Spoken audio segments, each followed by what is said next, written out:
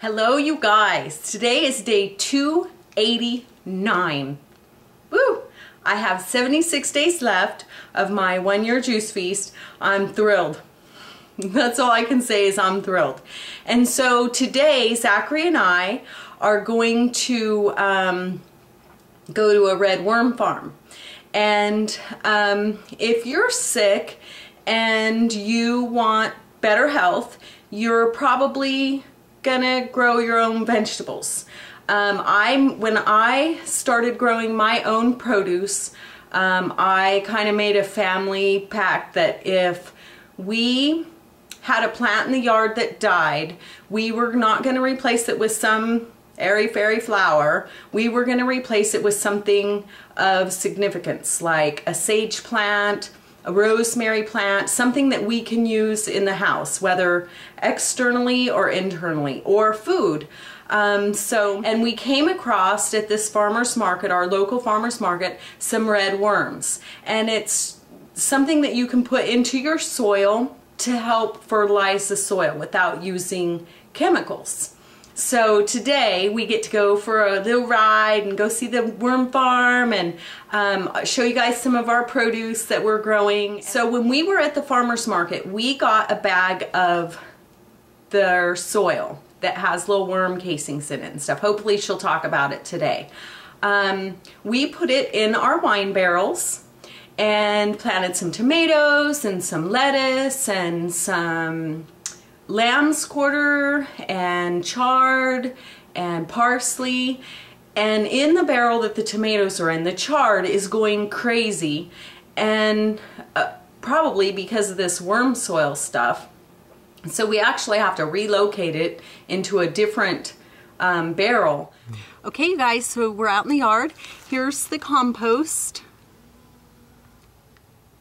And Zach and I relocated some. Here's our tomato plants, and there's some chard in there, and we just took out some lettuce and some chard. It looks kind of sad right now. We need to water it. But there is lamb's quarter in there. There's kale and chard and lettuce. And up here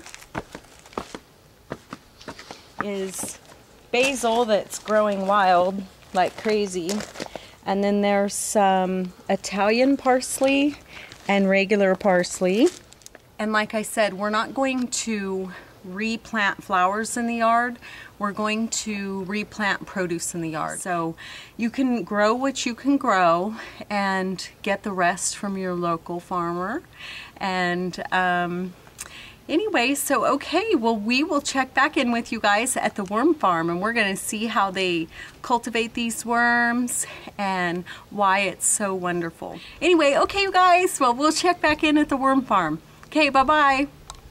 If you go on my website, this is the latest in my pepper test. What is your pepper test? Trent from the 49er Yes. Farms. Well, we stopped in there in May, and he said, "Here, I've got some of these left over. You want them?" I said, "Well, they're jalapeno." I went, "No, we really don't do that." "Well, yeah, okay, I'll take them." So we brought them home, and they sat here for a week, and I went, "Maybe I should do a test. I'll use these for a test." So I transplanted this in plain garden soil, 10% mix, a 20, a 50, and 100% compost. And right now it's kind of tied between the 20 and the 100%. Wow. which most studies show that 20% is the ideal percentage for maximum growth, flowering, fruiting, you name it. Wow. But on this one, the 100%, it got taller, but it only had half as many, at that time, blossoms as a 20% did. Oh, So I figured, okay, well, but then as time goes on, yeah, then it's pretty much neck and neck. That it's put out a couple more. It's got a couple more fruits at the top. The 20%, I think, has got a couple also. So this week I try to do it on a weekly. It's not at all scientific. I'm just putting up pictures just to show.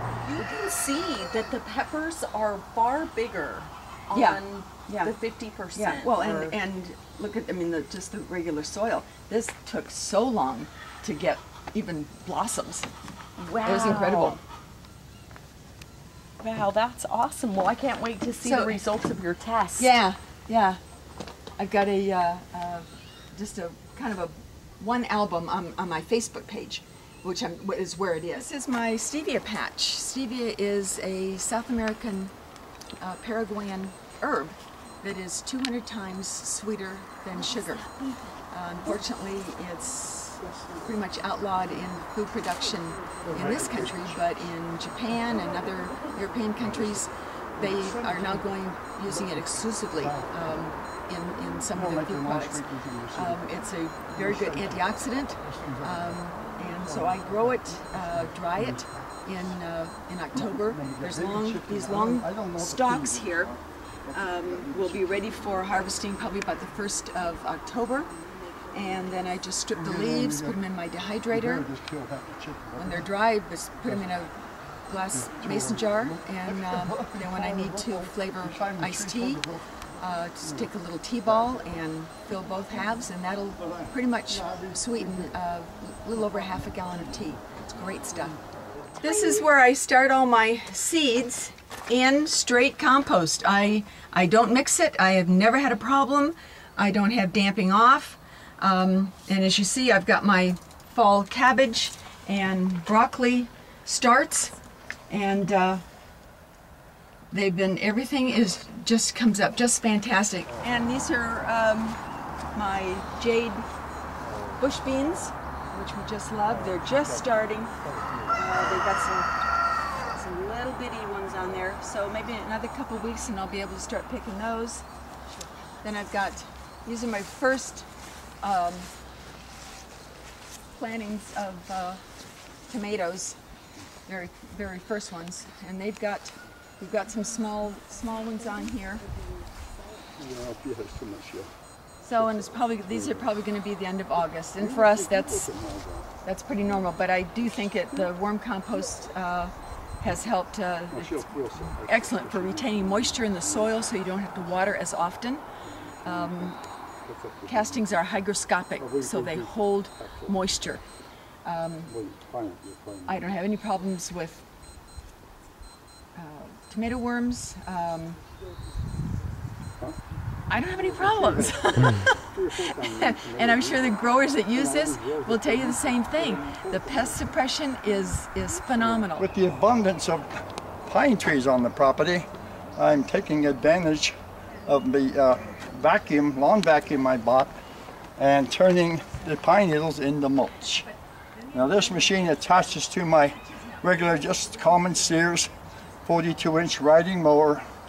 We have a special attachment. We have a deck attachment here, so one just starts this thing up, a 9 horsepower turbine, starts the lawnmower, and you're cutting the grass as normal. And all the pine needles are vacuumed up into this and chopped up somewhat and into the storage box. And now we'll go over to the piles of finished product, and I'll show you what I'm talking about. Okay, now we're over at the pine needles that I put here last December. And as you can see, we're under another pine tree. So I'm going to scrape away the ones that fell, cover this pile up. Underneath here are the ones I put here last December. And they're starting to break down. You can see them so fine. And then what I do, I come over to here with my DNR lawn vacuum, and I run them through the machine again, maybe even twice, and it turns them into this much finer textured powder.